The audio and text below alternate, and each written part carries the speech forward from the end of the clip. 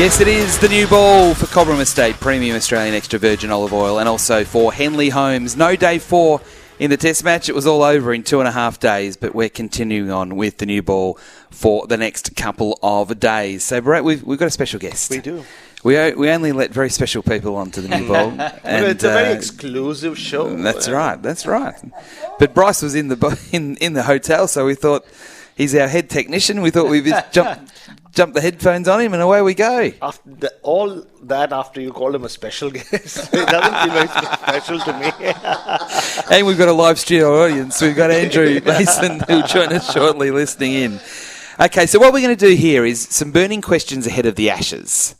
So from what we've learnt from this tour for Australia and also the World Test Championship, also what England are doing ahead, because the next time Australia play Test cricket is the Ashes. Okay, so we're no sitting on the fence, and we don't want long answers because we haven't got too much time. We just want punchy answers. So Brett, you can open the batting. Okay, you're both going to get the same question. Oh, so I'm opening the batting? Yeah, so I'll ask you first. Are we less or more confident about the Ashes based on what we've seen here in the Caribbean and in the World Test Championship and what England are doing with India at the moment? Based on what England are doing against India at the moment, more based on that, I think I am more confident that Australia go in as favourites. Okay. A punchy answer, there you go. Very good, very good. Bryce, same question. Yeah, look, I'm confident for Australia. I think they've performed really well here. They've done what they've needed to do. And I think they should go in pretty confident, particularly their bowlers. Extremely different conditions. They're completely different. So it's hard to base it on what we've seen, particularly pitch conditions. Completely different. Okay, fair enough. Second question. Are we happy with those answers? Yeah, that was a good start. Yeah, strong very start. Good. Very strong. Well, I'm not sure it was a strong start, but it was okay. So you won't give your opinion here? No, I'm happy to give my opinion. I would be less confident based on what I've seen in the Caribbean and also what I've saw through last summer and in the World Test Championship. Less confident, and I'll explain why shortly. I still think they'll win, but I'm not as confident. Okay, how many locks are there for the first Ashes test in the 11? So for the first test in Perth, how many have we got that we can lock into place? So with you, Bryce. Well, the process I'll go through is around selecting from the Shield cricket who's in form. And your locks are Steve Smith, 1, Travis Head, 2. Bo Webster hasn't done much wrong with what he's doing. So he's 3. Alex Carey. 4. And then your bowling attack and your backup bowler as well. We may see a situation where Scott Boland's taken a hat-trick and he might miss out on playing he will for sure, yeah. And then you've got your bowlers, which are pretty straightforward. So you're thinking 8? Yeah, I think so. Okay. Baz? So the bowlers are sorted. So the bowlers, like in the 5, we pick between the 5. Alex Carey for sure. Travis Head, Steve Smith. I think Cam Green, whether he bowls or not, and he's been working on his loads. Looks like he should be bowling by the time we get into the Shield season and through that if his body holds up. So that, I think, changes the equation, which is why I'm not that confident about Bo Webster, even though, like Bryce said, he's done everything right. But if Cam Green is bowling, and because of the frailties with the top order, I can see Manas Labuschagne coming back at number 3. And probably Cam Green, I know they've identified him as the number 3 going forward. But I can see him dropping back at 6 if he's bowling regularly, which I think he will be. So Cam Green is a lock for me in that sense. I think Manas is a lock for me. It's right. Yeah, Manas is a lock for me. He comes back, I think, at number 3. If not, he'll open. And Khawaja is a lock for me as well. So I think 10 locks for me. It's just who will partner Khawaja at the top of the order. Okay. So we'll go to our teams. We'll do the teams at the end of what our first team might be. We're very similar with our teams.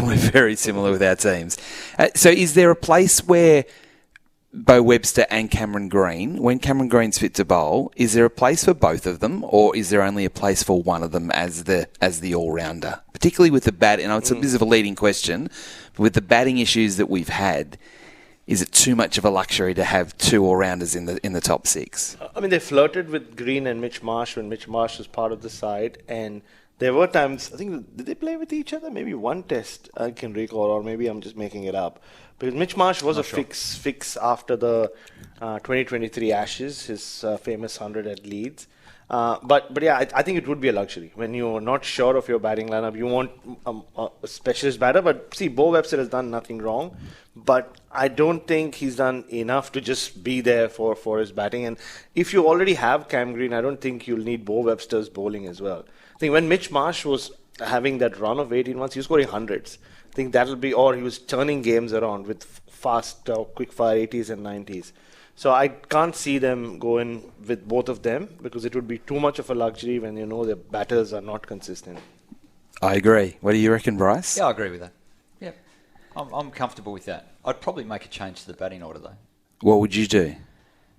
I think Australia has struggled to find the person to replace Dave Warner. Yep. And having a dynamic opener is I think, valuable to support maybe a less aggressive opener, someone who settles in. So if Usman stays there, I would like to see Travis Head bat next to him. Right. Open the batting. Right, okay. It worked in Sri Lanka, and it was just game on. And why not have that? Why not just let him loose at the top of the order? And then it allows you to maybe put Green at 5, and you can actually then get some flexibility. I think Marnus comes back in at 3. So I think that might be just a subtle change to the order, but it strengthens having that fighting fire with fire, someone who can face fast bowling and not be intimidated by that, but really get Australia off to a hot start. And I think that's important in the Ashes, taking that momentum away early. And just on that, I think that's such a great suggestion because right now, I think one of the problems for the Australian selectors or the Australian team about their batting lineup is they have... Okay, forget about Khawaja, he's there at the top of the order, but they have Smith at 4 and Head at 5, and they're because they're just stuck there, or not stuck there, they're the foundations of the batting lineup. The linchpins there. They're the engine room. It's usually 3-4, but it's 4-5. It's 4-5. All these permutations and combinations are around them, like skirting around it. You can't touch 4 and 5, so put Green at 6, no, Green at 3, so you need someone else. Or Marnus, you go and open. And so if you can't break Steve Smith, or you can't take him away from number 4 till the time he stops playing. So, yeah, and I don't know, in my conversations with Travis Head, he's always open to whatever the team wants or whatever position he's put in to play. I asked him before the first test, would you want to bat 4 because there's no Steve Smith? He's like, yeah, I would, but I don't think, I don't think that's going to happen. So, if you have a player like that at this stage of his career, why not? Because then it just opens up the middle order. But then the debate will go back to what about specialist openers? What will Harris and Bancroft and Hunt and do for their living if this is what keeps happening? But I think it does allow more flexibility in the middle order because it just feels like there are more middle order batters coming through the ranks as well in Australian cricket. And you're more likely in that situation to feel a bit more comfortable about a McSweeney coming in and batting at 5 and working his way up the order in Test cricket, which is traditionally what has happened. I'm just using him as an example. There's plenty of other examples where you'd feel more comfortable of them coming in that role as opposed to straight into the fire of opening the batting or batting at 3. So, that's a very good suggestion, Bryce. That's a hot take, but I think it gets him back next time. I think that answer there. Not just as a technician. No, that's right, exactly. All right, one more before we take a break, and we'll come back with more of these burning questions. Don't forget Andrew Mason is still to come as well. So they played the last Test match without Nathan Lyon. Do you see a scenario in the Test summer in Australia where they would do that again? Never. No chance. Never. It will never happen again. No. It was a one-off for here.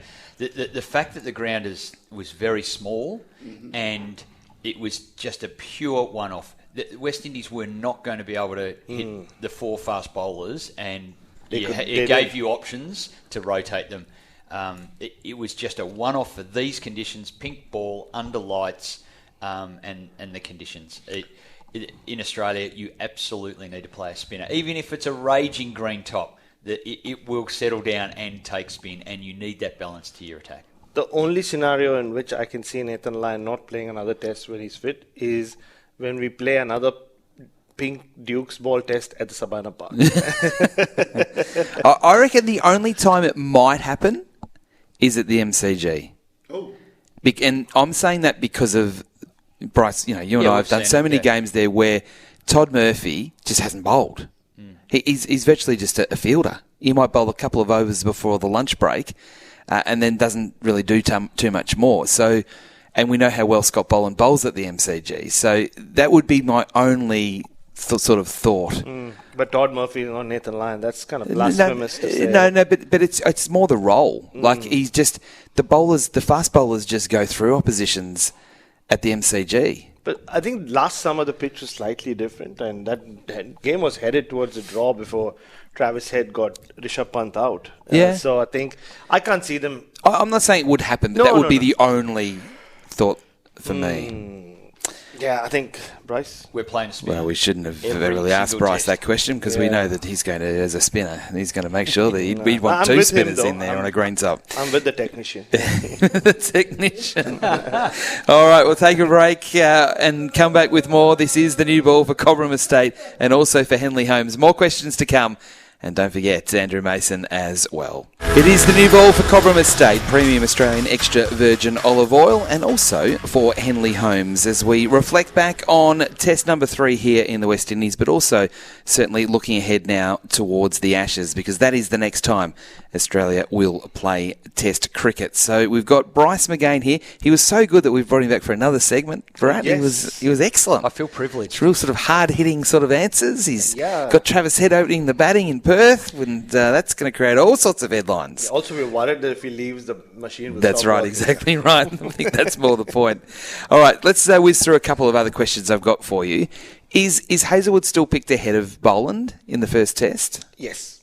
I mean, without doubt. I think they...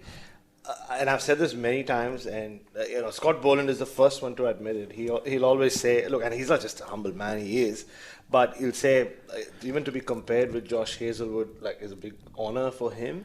And when Josh Hazlewood is fit, and he has been since he's returned to the team at Lords, you just pick Hazlewood. Boland is just, it's an unfortunate turn of events that he happens to be doing what he's doing at a time when you have Cummins Hazlewood start. I think I look at it the other way. The fact that he's still played 14 test matches, averages 16, despite him playing in an era with Cummins, Hazlewood and Stark, yes, there have been injuries here and there, is amazing in itself. So, and I think he's aware of that. I'm sure you guys know him better than I do. But I can't see Boland playing ahead of Hazlewood if Hazlewood is 100% fit. Bryce? Yeah, I'm not sure. I think because they'll get shut down now for a month. They'll have a rest and recuperate. They've been up for a long time.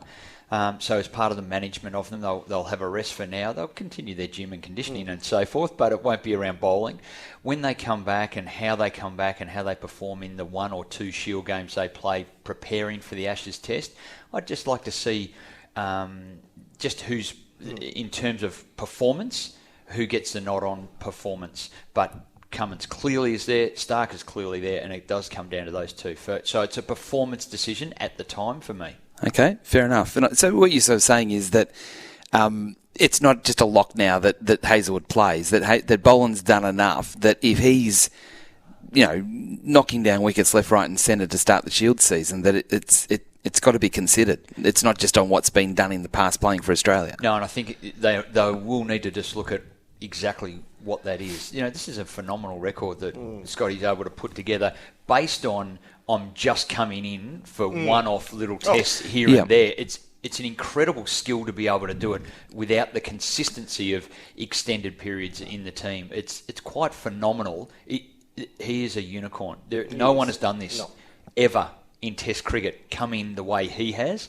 And performed in that manner. So I think that holds some pretty good credits if you want to look in the past. Then it comes down to performance. Who's delivering at that time?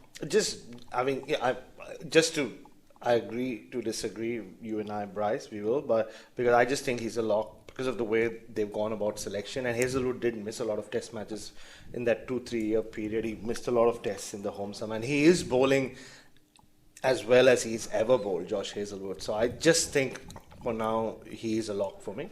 But what do I know? We've got some riches.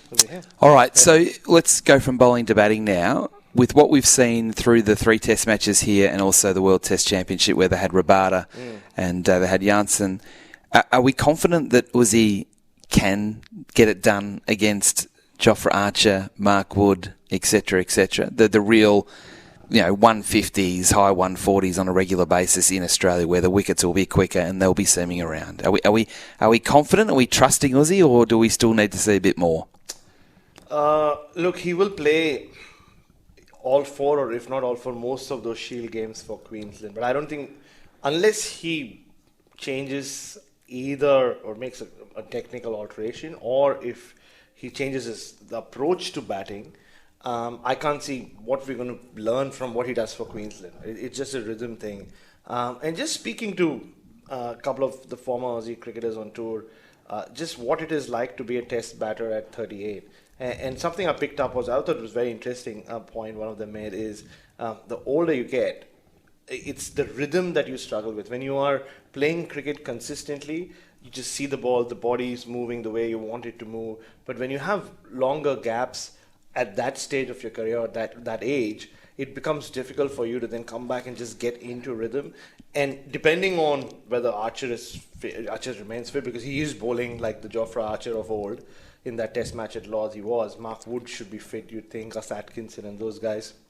I don't think you can be 100% confident that he will just come good, because the recent history suggests that he hasn't got the runs that he would like against, whether it's Bumrah and Siraj or Rabada, Janssen and Ngiri, or the Josephs and Seals. Yeah, you got the 47. Very different conditions here. I don't think anybody can say, Uzi's I still think he's a lock to play, but to just say he's a lock to score runs because he's done it in the past, I don't think you can say that anymore. So it'll come down to him and what he does in terms of how he contends with fast bowling as we get into the summer. Because I think you've just made an interesting point there, because it feels like the selectors have been selecting batters over the last few years because of what they've done in the past, not necessarily what they're doing right now.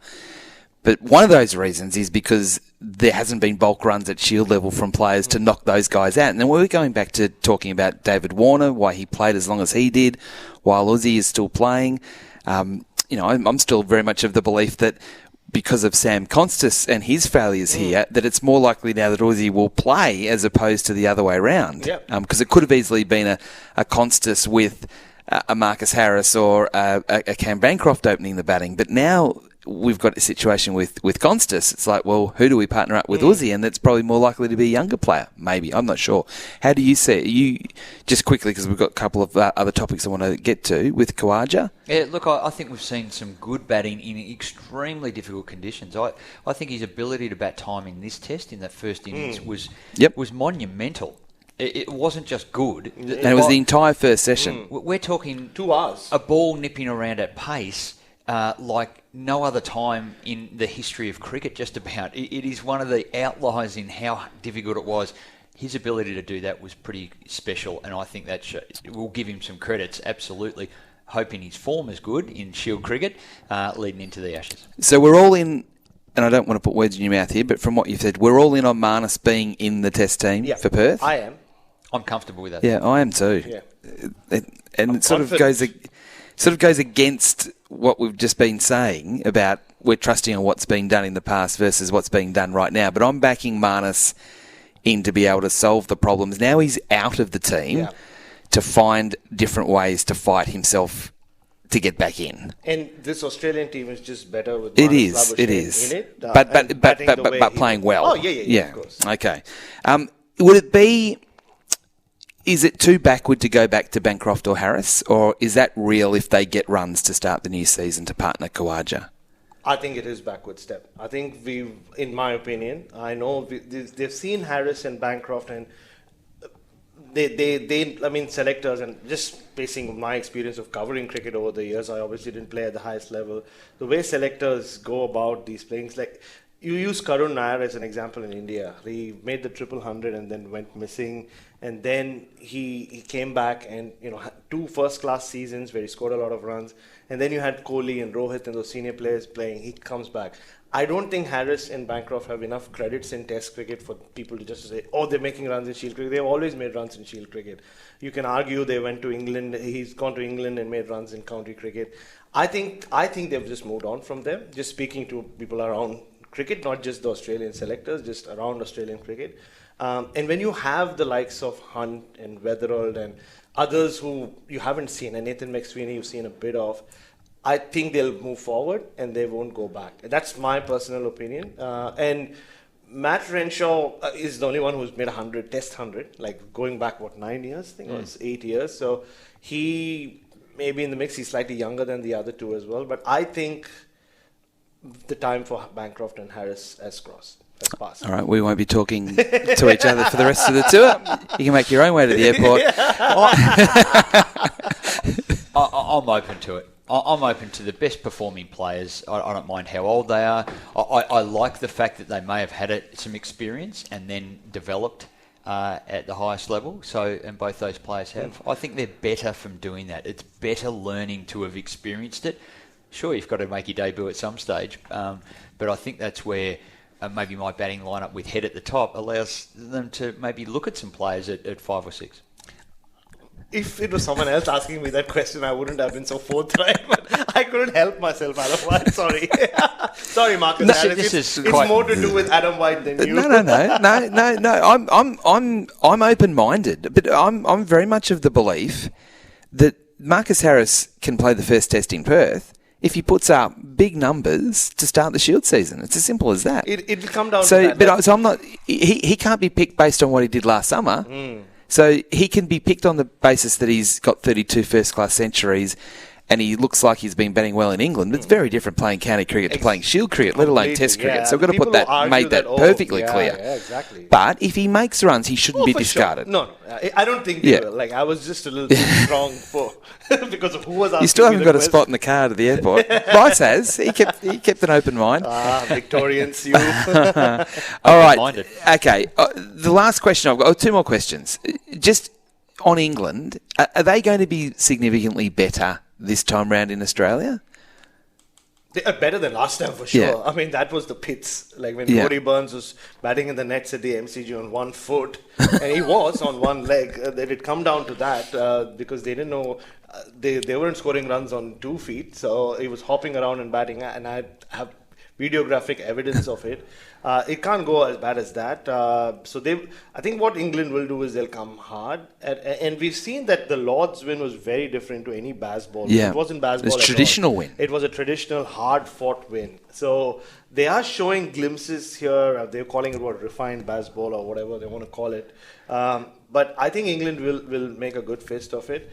But it'll really come down to their bowlers because you know what their batters are going to do. And I would expect the pitches to be spicy. If they were spicy for the Border Gavaskar Trophy, then they'll definitely be spicy for the Ashes with baseball and all of that. And I think they'll be better than last time, but I still don't think they're going to be the team who are going to make that huge an impact on the Ashes just because of the way they play. They have some really good players. Harry Brook, who hasn't played Test cricket here, Ben Duckett, who hasn't played Test cricket here, Zach Crawley, you make what you want to of him. Pope is a better batter than he was last time around, and Joe Root is in the form of his life. He has never made 100 in Australia, and maybe this is his time. I think they'll be better. I think this is going to be an unbelievable Ashes series because they will come over here prepared, and their young guys will have had some more experience at the level. It's going to be a real challenge. No, it's going to be a blockbuster series. Like I told you in one of our earlier new balls, this is their WrestleMania main event. This is what they've been waiting for 4 years. Finish your story, England. If not, stop talking about baseball. All right, so this is the last question for you, and this is for both of you, and I'm happy to have a crack at this as well. I want a bolter, because we all watch a lot of Shield cricket. 2 bolters, so I want a bowling bolter and a batting bolter that might be in a squad of 14 for the Ashes. So we're having to predict someone that's going to really burst onto the scene. They might have already, but one that's not being spoken about at the moment that might get that number 5 spot because Head opens the batting, or might go at 6 because Green's the all-rounder and stays in the top 4. might be an opener, I don't know, at number 3. And from a bowling point of view, that's almost the orange boy that comes into the squad. He might not play necessarily, but he's one that's on the radar. Brendan Doggett probably comes to mind for this series before he got injured. Have we got some names to throw forward? I've really liked the way Jordan Buckingham is going about his cricket. Yeah, good one. Good. I like the way that he's going about it. I think he's a player for the future, and provided he continues Jason to keep Gillespie performing. 2.0. Yeah, I think he really is a talent, and he's doing that on a relatively flat Adelaide wicket, and he's getting wickets. He moves the ball, and he bowls good pace, and he's a talent. Batter? I'm open-minded just to form. To be perfectly honest, I don't necessarily have a bolter, and there's some good young players. Australia are really blessed. The last couple of under-19 graduates are outstanding, and I can't wait for that phase to happen. We don't need to rush them. We don't need to push them in and go, we'll grab them at that age. I think we've maybe learnt a little bit with Sam. Unfortunately, not grabbing the opportunity, leaving the door open in his role, opening the batting. But, I think there's a great set of graduates ready to phase their way through. So that's exciting. Because you picked a South Australian as your bowling option, I'll pick a Victorian. And I've mentioned his name a few times because I've been a huge fan of his since I covered his debut, Fergus O'Neill. I know he's not the tearaway fast bowler that Australia are looking for. You have Lance Morris and Jai Richardson if he's fit. But I wouldn't think either of those are bolters because they've been part of the squad before. I think after the last 2 seasons that Fergus O'Neill has had, and he's just got that spunk, and you guys know that better than even I do. I think he's my bolter with the ball, and you're not going to like this one. Jason Sangha with the bat. Because he was identified as a prodigy, and then he had his issues in New South Wales, and he moved to South Australia. And now that he's made runs, he's had a good season, and to make 100 in a Shield final, and he's back playing for Australia A.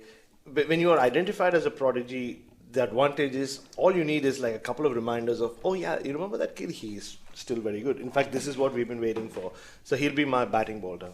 Yeah, I'm open to that. Performance, it brings up the numbers, and then you're right in the conversation. My 2 bolters, bowler, Vidler, up in Queensland. Good one. Express, I think he might go ahead of Morris, purely and simply because Morris is injured too much. And what he did late in the season for Queensland, again, someone that can bowl 150 plus, love him. Fergus O'Neill, totally different bowler, but I think they're the 2 that I reckon the ones that I'll be looking at. And this is a real random one, but Ollie Peake for me, that would be a bolter because he's only 1 Shield game. But we saw him on tour with the Australian team in Sri Lanka. Top order player with a technique, temperament that I think can really prosper at the top of the order. And I know they've got their eyes on him. So Campbell Callaway's the other one from Victoria. But can you pick a non-Victorian, please? No. Vidler's not from Victoria. I know, but batting, you just mentioned 4 Victorian, the entire Victorian batting lineup. After the break, we're going to go through the Victorian team for the first Shield game. No, I'm not going to do that. We're going to take a break for Cobram Estate. Andrew Mason, we're going to get him on next when we wake him up. He's a bit tired this morning. It is the new ball for Cobram Estate Premium Australian Extra Virgin Olive Oil and also for Henley Homes. So we've gone through our burning questions with Bharat and also Bryce from an Australian perspective. But as promised, we've brought in the big guns, Andrew Mason, to talk about what is going on with West Indian cricket. We've only got about 5 minutes here, Andrew, but we're sort of just going to let you off the leash. Yeah. I think I need 15. 15 days. 15 days, yes. Terrible. In fact, I was just speaking to the great big cat, Sir Clive Lloyd. He's in England. And he's stunned, absolutely stunned by it. I spoke to Sandy Roberts this morning, but Andy can be very emotional. He's calling for Darren Sammy to go. He's actually calling for the entire board to go, as well. Dr. Keith Mitchell, a former Prime Minister of Grenada, I spoke to him. They're going to my show this evening. Of course, we want muscular discussion. And Dr. Kishore Shallow has consented to come on the show. I don't know what. He's the president of the president of the board. He's coming this evening. He's got some questions to answer. You've got the big guns on. The big guns. Andrew Mason, I guess we need to simulcast it on SEN tonight. But there's shock around the Caribbean. People expected the West Indies to lose. Yeah. But I don't think that people expected them to lose this badly, particularly in the test match. at Sabina Park. To be bowled out for 27 is an absolute embarrassment to the legends who are really crying and to the people of the region. We've seen some great cricket over the years, but to come to this stage really represents the lowest time in our cricket, and I can tell you people across the Caribbean are extremely upset. How are they going to fix it? Well, it's or is it unfixable? I think it is. You know, I believe that the West Indies team is uncoachable. I said that about 25 days ago. Oh, not years. Right? Not quite years. And people cuss me. But the reality is that we don't have the cricketers anymore to compete in relation to Test cricket. They may do okay in the T20s and to a lesser extent the ODIs because they don't concentrate very long. And that is a challenge. And you know, Barrett was talking when we come from the car last night about maybe going to loan. I know that Chris Darren, who is the current CEO who's just come back, he is of that view as well. We cannot continue like this. We're going to get in further and further into the mud. And I can tell you, I don't think anybody's got the answer. I just think that West Indies cricket is crumbling. So it's crumbling. They bowled so well through the series. So I know I kind of defended the competitiveness because for large parts of the match they were thereabouts, and then all of a sudden they just crumble and it's just done. But they got a bat in 2 hours. The bowlers have done their job. The batsmen will have to do their job. You see, in the halcyon days of West Indies cricket, our bowlers did the job, but our batsmen did enough for us to win. What is happening now is that the bowlers are doing well, Josephs and those guys, but then you're bowler for 27, you're bowler for 143. And when you look at this test match that was just held, Australia didn't make any great runs. They made 225 and 121 and won by 176 runs. So that says that your batting is awful, and that is the challenge. The techniques, horrible, and I'll say this again to you, if West Indies cricket is going to go back anywhere, you've got to be able to play fast bowling. Our batsmen, I may sound dramatic, we are afraid of aggressive fast bowling. We go like side of the ball. Look at how the guys are getting out. And it's a problem because teams across the world, they've got fast bowlers. We're in big trouble. How do you feel?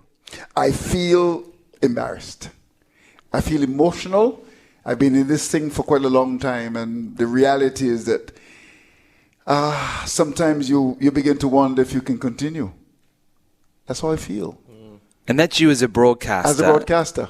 But you as a West Indian fan as well. And I feel that you're emblematic of a lot of supporters that are starting to feel the same. Of course. I mean, I have my show this evening, but I really don't want to do the show because of the embarrassment. But I got to do it, you know. So when you get to that stage where it is worrying you deep down inside, you are in trouble like the West Indies team. I feel very embarrassed by all of this. And I tell you this, the Prime Ministers, Mia Motley, our Prime Minister of Barbados, you've got Dr. Ralph Gonzalez, who's the Prime Minister of St. Vincent, Kishore Shallow, the President comes from that country. They're all going to be, I'm sure, making statements about this, particularly Dr. Ralph Gonzalez. He's a big cricket man. And as I said to you, coming up in the car, these guys used to travel all over the Caribbean to watch cricket. People from all over the world, West Indians used to come to watch West Indies cricket. They don't do it anymore. The stands are virtually empty. We're in trouble. And it has been so for a little while now, but it's really come to the stage where you bowled for 27. Unbelievable. I have a question. So every time there's a crisis of this sort in West Indies cricket, the first thing is to bring all the legends of the game. But what are they going to do? What are they going to contribute? I don't know how I agree with you. I think that this is something that we need to stop to, because we believe that the legends will solve West Indies cricket, the problems of West Indies cricket. How are they going to solve it? They come together, they have nice ackee and saltfish from Jamaica, and flying fish and cuckoo from Barbados, and that's it. No, and they talk about how it was, how they were great. And even your line earlier, I don't quite get the whole... what these guys have done, they've embarrassed the former players. I don't get. They've embarrassed people like you. Right. They've embarrassed the current fans. Right. It was humiliating. But I don't know why everything is linked back to what happened 40 years ago. No. When is that going to stop? No. And I think you're making a good point, because when you look at the legends of West Indies cricket, they've all been involved.